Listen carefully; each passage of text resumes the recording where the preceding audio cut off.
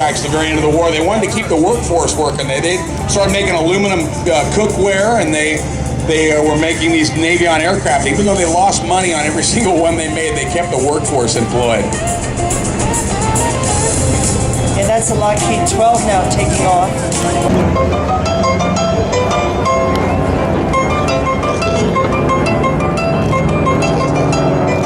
Another look at that Ryan Navion. Jenny to the steerman and I.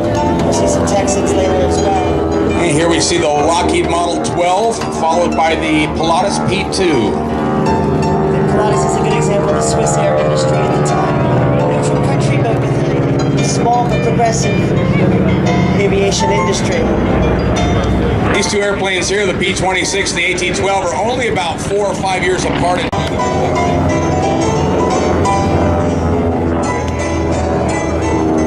Another beautiful look at that Lockheed Model 12, that highly polished aluminum, that beautiful airplane.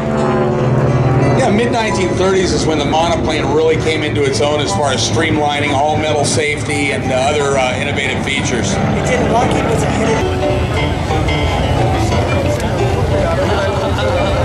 The concept's still alive today in the Air Force pilot training side of the house. They don't call it BT, but again, you start off with a primary trainer like the new T6 Texan, and then move on to the advanced trainers the last half of pilot training. So again, the concept remains.